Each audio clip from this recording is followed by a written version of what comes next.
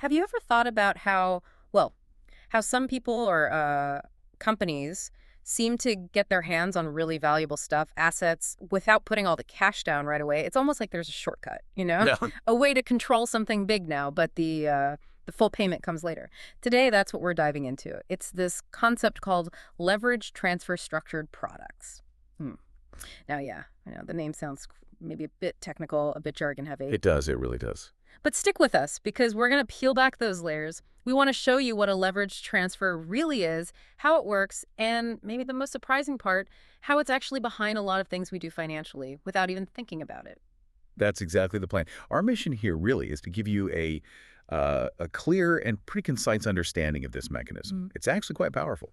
We'll look at the basics, where you see it popping up unexpectedly, and why getting your head around it can be genuinely useful. We're aiming for those aha moments, cutting through the complex stuff so you feel really clued in. Okay, perfect. So let's start right there. Let's unpack that core idea. When we say leverage transfer, what are we talking about? Like, in the simplest possible terms, what's the basic deal? Right. So um, at its heart, a leverage transfer is basically an exchange. An exchange. Okay. Yeah, where one side, one party, puts up a relatively small amount of value right now. Could be cash, could be something else, even a promise. And in return, they immediately get control or possession of a much, much larger quantity of whatever asset they're after. Ah, okay. So small bit now, big chunk of the asset now. Exactly. And the key bit is that the rest of the value, the full payment for that big chunk, it gets settled later, sometimes much later. Hmm. And that settlement might be at the original value or maybe some pre-agreed premium. You get the immediate gain, the full settlement is kicked down the road. That makes immediate sense, yeah. It clicks with that idea of getting big access up front for like a minimal down payment. You're essentially using a small current thing to control something much bigger right this second. Yeah. And the full sort of balancing of the books happens way later. It's like you get the use of the whole thing from day one, but the capital hit is spread out. Precisely. You gain immediate access to a huge portion, maybe even all of it, with just a small initial commitment. The full payment is deferred, sometimes for ages, letting you benefit from having the asset. Maybe it appreciates right from the get-go. Okay, got it. That core mechanism is clear. Now, get a lot now for a little now, pay the rest later. Mm. So where do we actually see this? One of the sources we looked at mentioned structured products. Can you maybe elaborate on that and maybe quickly, what are structured products for anyone who's not familiar? Sure, yeah. Structured products, think of them as sort of bespoke financial tools. They often mix traditional things like bonds with derivatives. Mm. They're designed for very specific investment goals or, risk Got levels. tailored investment. Exactly. So in a leverage transfer with these, a client might say, agree to take on a huge number of these units, maybe 1,000,000 units, but only pay a small amount of cash up front. The deal is that the rest, the outstanding balance for all those units, gets paid off over time. Maybe with interest, maybe it converts into something else way down the line. The immediate win for the client is grabbing a big position in this potentially valuable, though complex asset without tying up much cash right now. Right, that clarifies it. The structured product is the thing being transferred, and the leverage is that small upfront payment getting you a ton of it with the big payment deferred. Makes sense. What about another example? Maybe something more universal, something we might encounter and not even realize it's this kind of transfer. Ah, well, this is where it gets really interesting, I think, Yeah. because this concept, it actually underpins something almost everyone does, currency exchange. Currency exchange.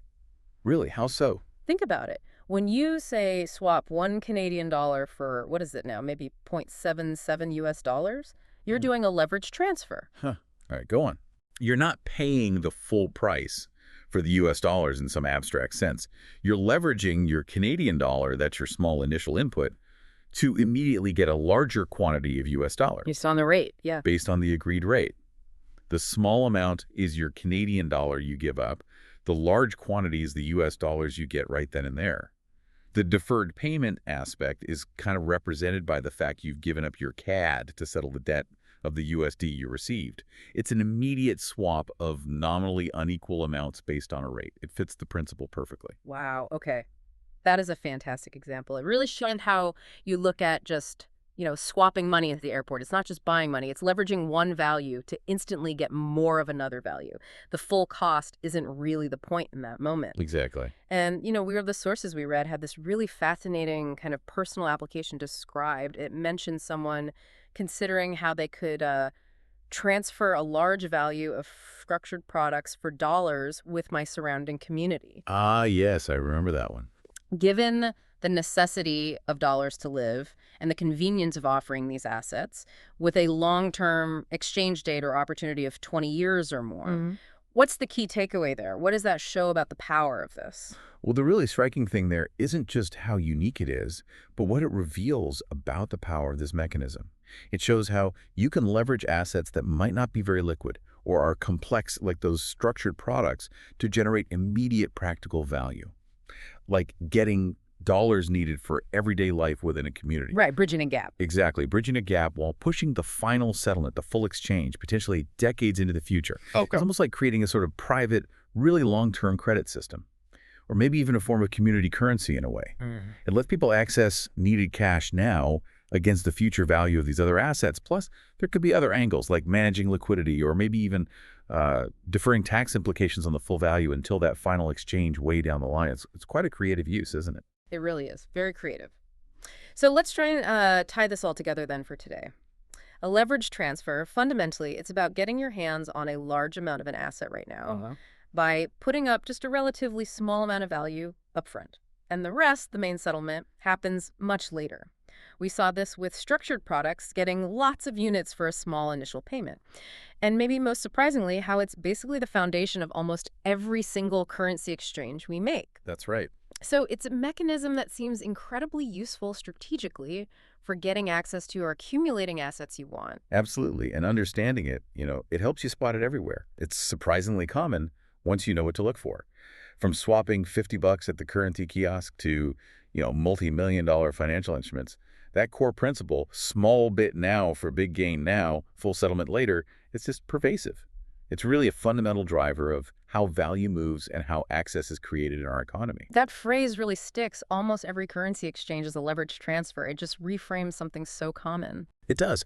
And that actually leads to a good question, maybe something for you, the listener, to think about after this deep dive. If we accept this principle, this idea of leverage transfers, where else might it be happening? Subtly, perhaps, in the economy, or even just in our daily lives. Think about situations where someone or some entity gets significant immediate access to value or the use of an asset, while the full cost or the full reciprocal exchange is pushed years, maybe even decades down the road.